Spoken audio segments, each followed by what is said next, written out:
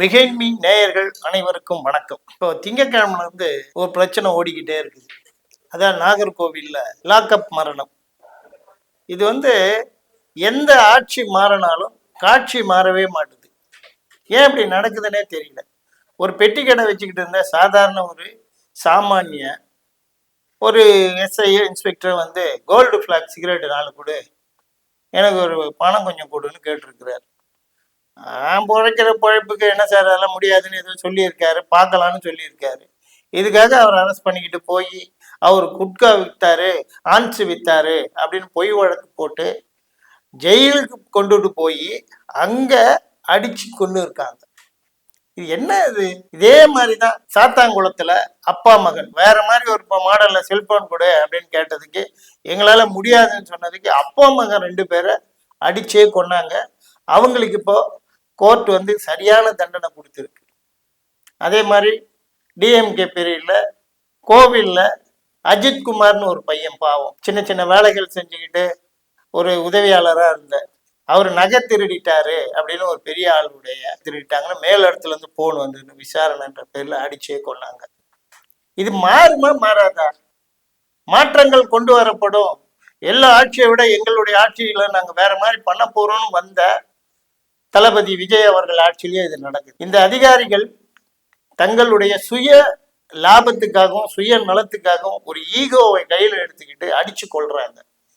மக்கள் எப்படிதான் வாழ முடியும்? மக்கள் இப்ப பயந்துகிட்டு இருக்காங்க.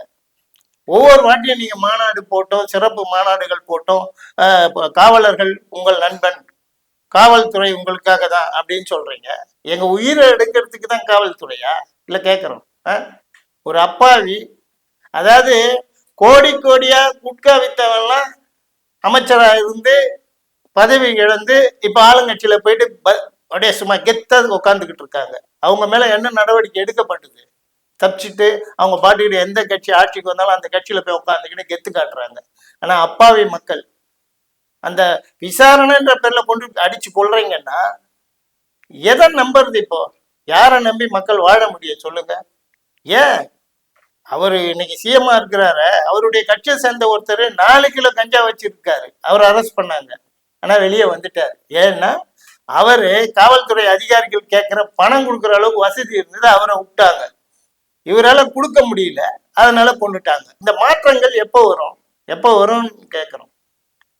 என்னதான் நீங்க மக்களுக்கு அதை செய்யறேன் இதை செய்யறேன்னு ஆட்சியாளர்கள் வந்தாலும், புது புது சிஎம்கள் வந்தாலும், முதல்ல பழசு இருக்கு பாருங்க. இந்த காவல்துறையை சேர்ந்த இந்த மாதிரி முரடர்கள் அவங்கள முதல்ல களை எடுங்க. லஞ்சம் கேட்டா கொடுக்காதீங்க அப்படின்னு சொல்றீங்க. எங்க அண்ணனோட ஆட்சி நடக்குது, என் தம்பியோட ஆட்சி நடக்குது, நீங்க லஞ்சம் கேட்டா கொடுக்காதீங்கன்னு ஒரு 4 சிகரெட்டு கொடுக்கலன்றதுக்காக அப்பாவி ஒருத்தனை எடுத்துட்டு போய் அடிச்சு, அதுவும் குறைஞ்சது ஒரு 13-14 இடத்துல காயங்கள் இருக்கு.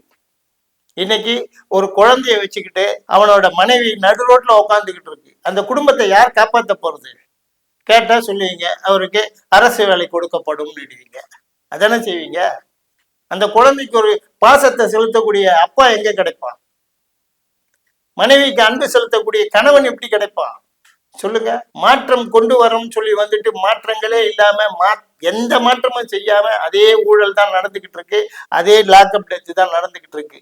இது நீங்க ஒரு முடிவு எடுக்கணும்னா மனசாட்சியோட செயல்படும். இன்னைக்கு இந்த வீடியோவுடைய நோக்கம் இதுக்கு மேல இதை கருத்து சொல்றதுக்கு ஒன்றும் புரியல. மனிதாபிமானமற்ற மனிதர்கள் வாழ்கிற நாடாயிடுச்சு. எந்த நம்பிக்கையில ஒரு ஆள் ஒரு பெட்டி கடை வச்சு 4 காசு சம்பாதிக்க முடியும்? பாவம் இல்ல, நினைச்சு பாருங்க. ஒரு அதிகாரி 4 சிகரெட்டு கேட்டாரு அப்படின்றதுக்கு இல்லைன்னு சொன்னா என்ன சிகரெட்ல என்னையா கிடைக்கும்? ஒரு பாக்கெட் வித்தானா 2 ரூபாய் கிடைக்கும். 4 சிகரெட்டை நீ வாங்கிட்டு போயிட்டீங்கன்னா, முதல்ல இந்த கடைக்கடையா போயிட்டு இந்த காவலர்கள் வாங்குற வசூலை முதல்ல நிறுத்தத்துக்கு நீங்க முதல்ல முயற்சி பண்ணுங்க. அவங்களுக்கு எவ்வளவு சிறப்பு செய்றீங்க, ரேஷன் கொடுக்குறீங்க, கொடுத்துக்கிற வண்டியெல்லாம் பாருங்க, விரட்டி விரட்டி போவோம் ஸ்பீடா. அதாவது ஆம்புலன்ஸுக்கும் ஒரே சவுண்டு, இவங்களுக்கும் ஒரே சவுண்டு. பயமா இருக்கும், ஐயோ உயிர் போயிடுமோ. இது உயிரை காப்பாத்துறது ஆம்புலன்ஸு. இது சைரனார்னு வரும்போது என்னது, இது உயிர் எடுக்கிற வண்டி அப்படின்ற பயம்தான் மக்களுக்கு மரண பயத்தை தான் உண்டாக்குது. இதெல்லாம் மாத்துங்க தயவு செய்து. உங்க ஆட்சியிலன்னா மாற்றம் வரட்டும்.